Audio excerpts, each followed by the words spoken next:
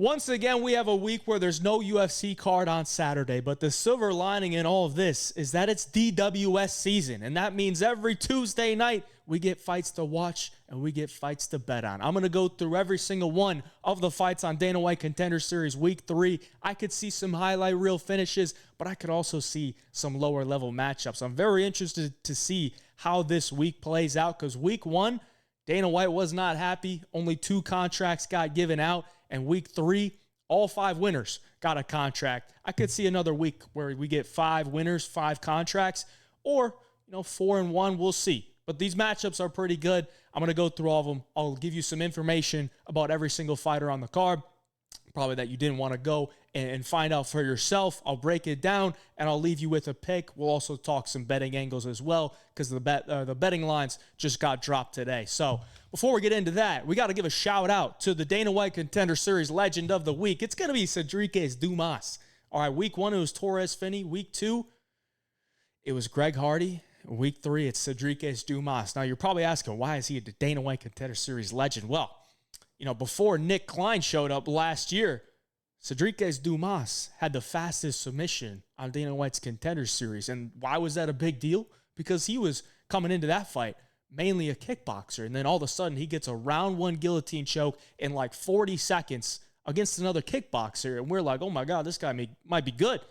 He's already a solid kickboxer, and now he's getting submissions. This dude might be someone to watch out for.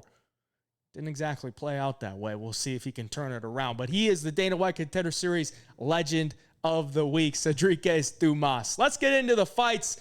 And this is going to be a very special one for me because Donte Johnson comes in as a minus 550 favorite, taking on Darion Abbey. And Donte Johnson, I have a little bit of a personal connection to him.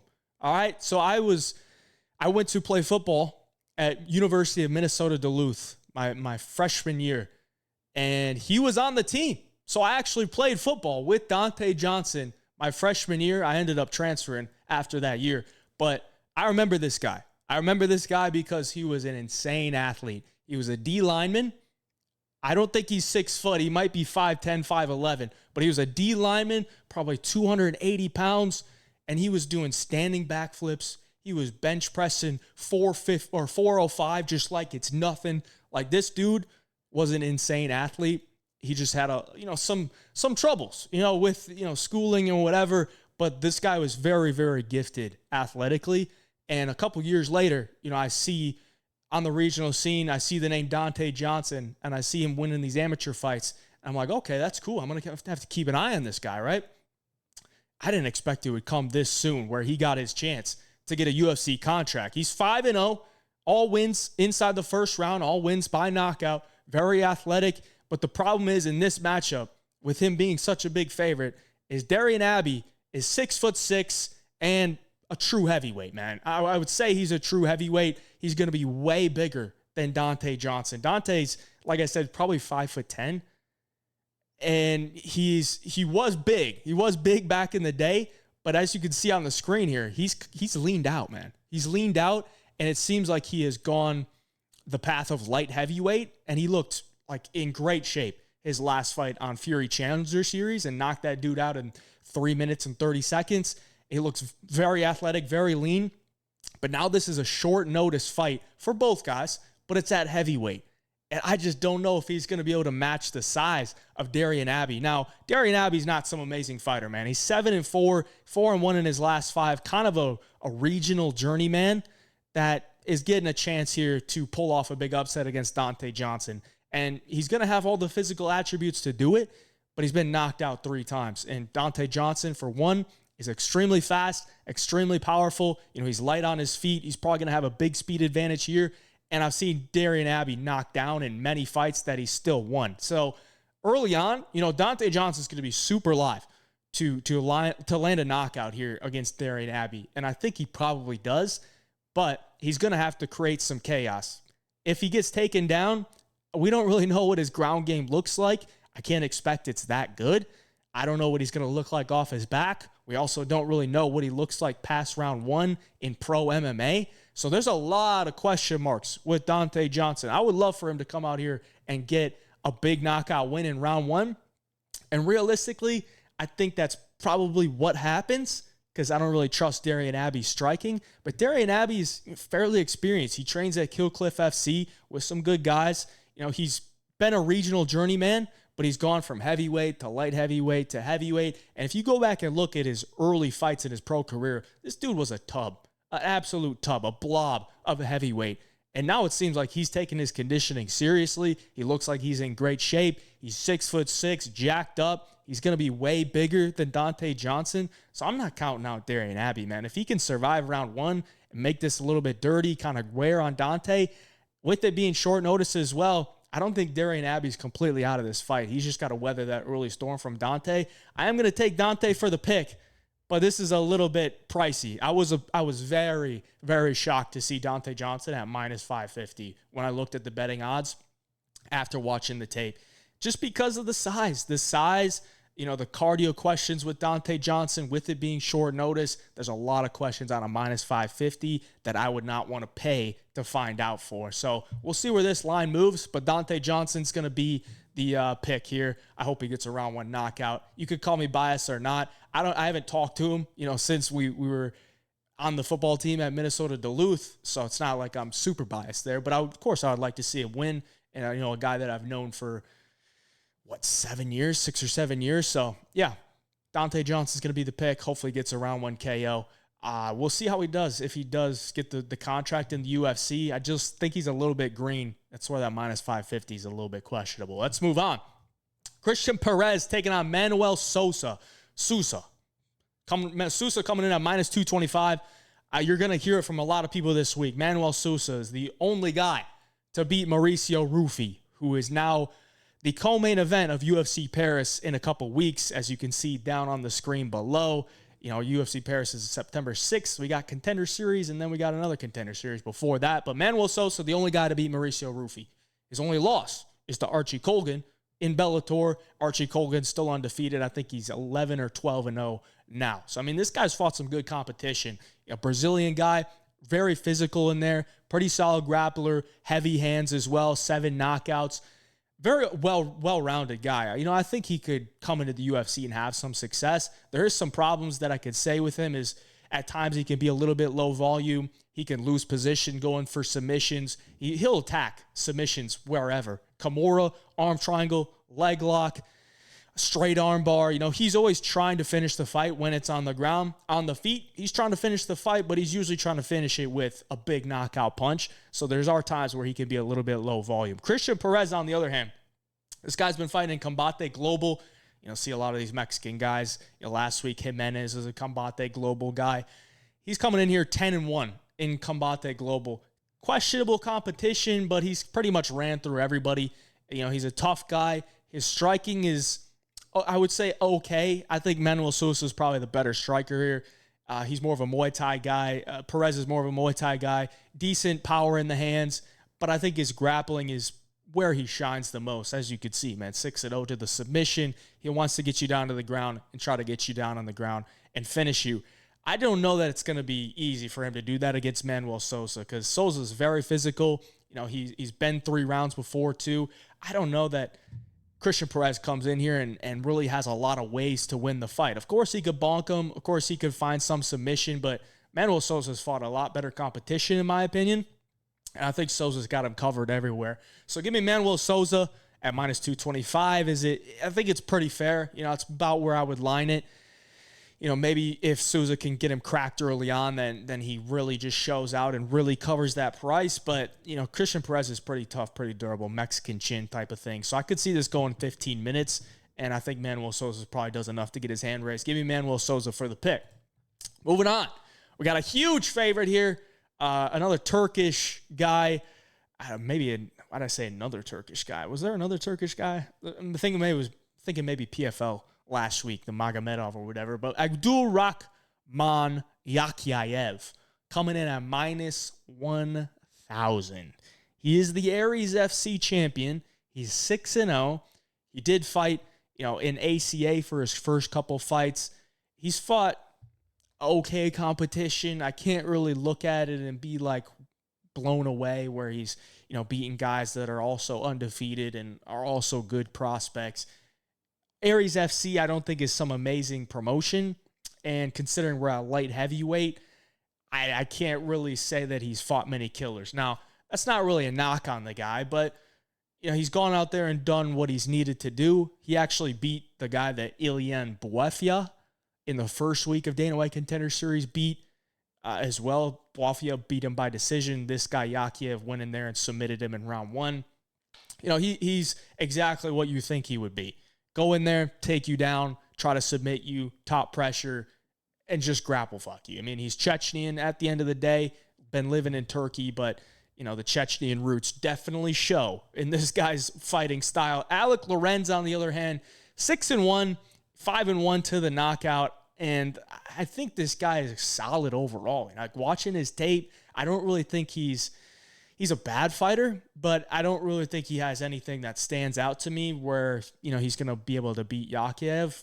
He's plus 700. There's not really much that I can tell you about Lorenz that would sway you to play him as an underdog, except, maybe he can bonk him. Yakhyaev, I don't think is some amazing striker. If he's forced to be on the feet with Lorenz, then things could get interesting. Lorenz has pretty solid pace, pretty solid cardio, decent power.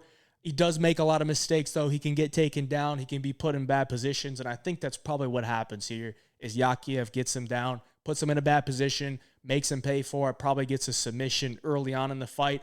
And if not, Yakhyaev's been the distance before. He's actually been 25 minutes. His only win by decision was a 5-round fight, and he never really slowed down in that one. Pretty much just got his takedowns, grinded him out, and made it to a decision and won it dominantly. So I think Yakhyaev comes in here, gets those early takedowns against Lorenz, and is able to put him away by submission or ground and pound. But if Lorenz is going to be able to make him work, then things could get interesting late. I just don't really see it happening. So give me Yakhyaev for the pick, minus 1,000. Never going to touch that, especially on a Dana White Contender Series.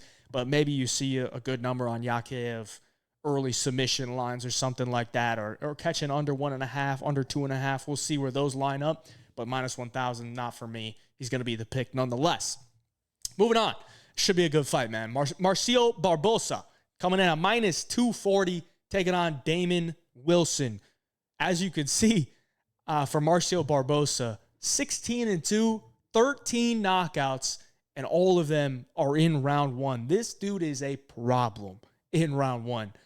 And he's taking on Damon Wilson, who's been fighting in Cage Warriors. And if you were listening to me last week with Charles Johnson versus Lone Air Kavanaugh, the Cage Warriors fade came to fruition once again. You fade the Cage Warriors prospects, you're going to cash in at dog odds. Charles Johnson gets it done. Round 2 KO.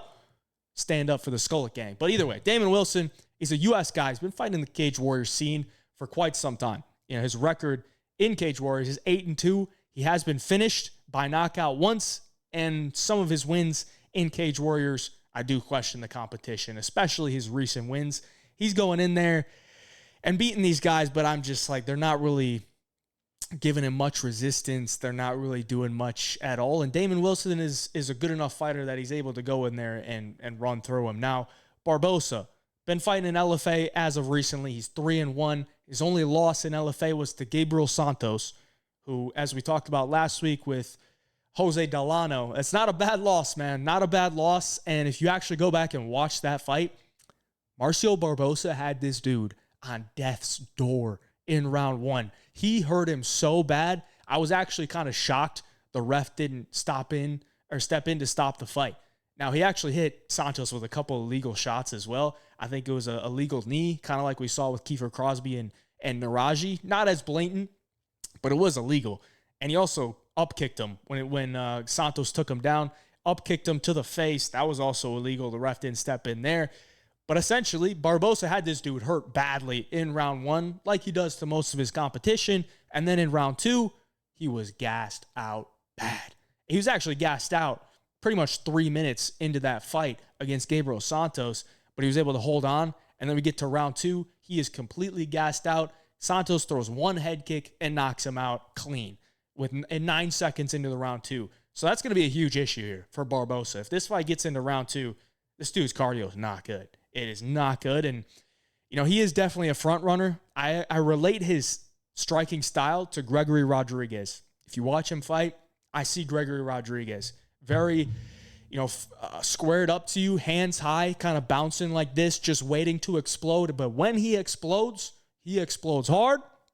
It is powerful, and it is deadly. And he will rip to the body. If you are up against the cage and this guy is in front of you, you better either circle out or cover up or throw something back to get his respect, because he is coming in there for the kill. Most likely in this matchup, man, I think Barbosa knocks him out in round 1. I don't think Damon Wilson's going to be able to withstand that pressure from Barbosa early on in round 1. And Barbosa is legit with his hands and has legit power. So I think Barbosa probably knocks him out in round 1. But if this fight gets into round 2, I don't know how Barbosa wins, man. I don't know how he wins. Because if he goes for it in round 1, I don't think he's able to last past round 1. And Damon Wilson, he may not be some amazing fighter, but he does have pretty solid cardio. He does have a pretty solid overall game. I think Damon Wilson could definitely be a super live underdog after round 1. So based on the betting odds, man, Barbosa being the favorite, it makes sense to me just because, most likely I do see a Barbosa KO 1, and you're probably better off playing Wilson live after round 1 if we can get there. Or you could, go Wilson round 2, round 3. Those odds will probably be big. I'm sure the under 1.5 is probably going to be chalked up because Barbosa's the favorite. I think he does get it done in round 1 with the KO. I'll take Barbosa for the pick. But watch out. If this fight hits round 2, Damon Wilson's probably going to be able to battle back and probably going to be able to put Barbosa out. So keep an eye on that one. Let's move on. Before we get into the final feature bout of the night, do you want all the bets? Jump on the Home of Fight Picks Premium membership. On the year, we're positive 59.82 units now. And in the last 7 days, so if you signed up for UFC 319 with the 7-day free trial, we've been absolutely cooked in.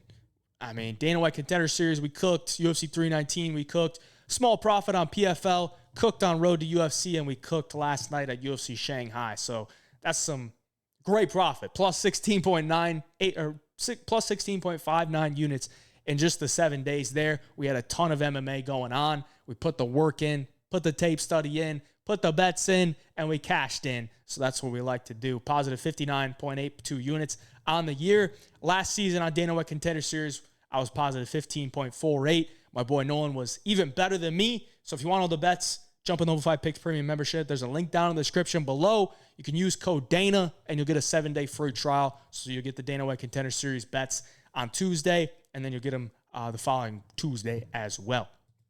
Now, the feature bout of the night is going to be Trent Miller taking on Ryan Gandra. And Trent Miller's taking this on short notice. It was supposed to be Vitor Costa, I believe. He was a Fighting Nerds guy.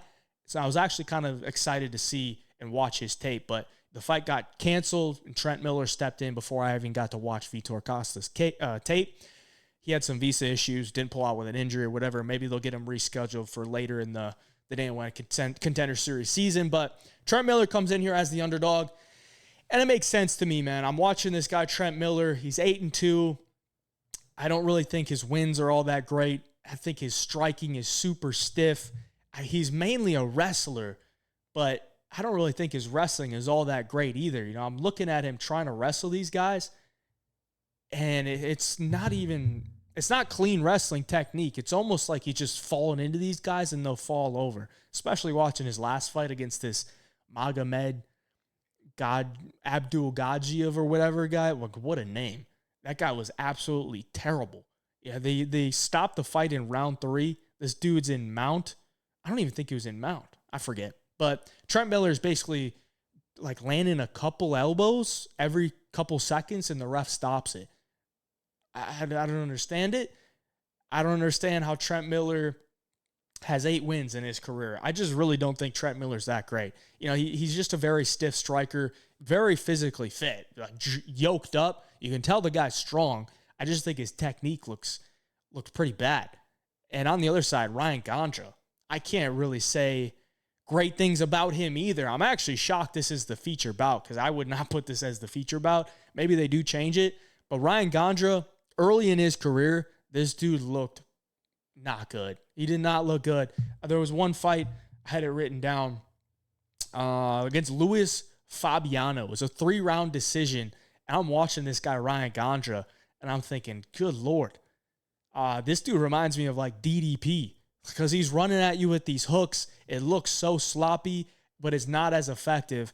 And then I watched his most recent fights, and he looks a lot more improved. So I can agree why Ryan Gandra should be the favorite here.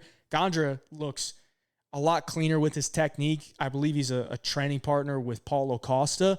So maybe, in the last couple years, he's really sharpened up that technique and, found himself some more skill set in the cage, because in that Luis Fabiano fight, he did not look good. And I was ready to bet anybody against Ryan Gandra, but I think he has made some improvements. He's been fighting in LFA, back-to-back knockout wins. He does throw with power, and it's a lot of just stalking you down, throw a couple of leg kicks, throw a couple jabs out there, and then when you're in range, he kind of just wants to exchange hooks with you, and he has power. I can't really say there's much else to his game. He'll maybe mix in a takedown or two. I think it's good enough to beat Trent Miller, man. I don't think Trent Miller has the power or the striking to deal with Ryan Gandra, and Trent Miller's losing to other regional scene journeymen. Those are a couple of his losses. I can't really say too much great about Trent Miller. So I'm going to go with Ryan Gandra. He's minus 351, which is pretty pricey for a guy that I don't think is all that great, but I do think he's good enough to beat Trent Miller. I could see this one either being a sloppy, gross decision where both guys are kind of gassed out and sloppy towards rounds 2 and 3 and it makes it to a decision, or I could see, a big highlight reel knockout in round 1 for Ryan Gandra. So give me Ryan Gandra for the pick. I know it's not a very sexy breakdown, but when I was watching tape on these guys, I'm like, this is not very high level. I do think Gandra's made the improvements, though. Over the past couple of years, looked a little bit better, that I could feel confident saying that he wins. But at minus 351, not really, probably not looking to get involved there with Gandra at minus 351, but I do think he probably gets a knockout here and gets the win. So Ryan Gandra's going to be the pick. Appreciate you for watching. Like the video for me. Subscribe to the channel. We're back here every single week with the Dana White Contender Series breakdowns. Appreciate y'all. Till next time, hey, job picks.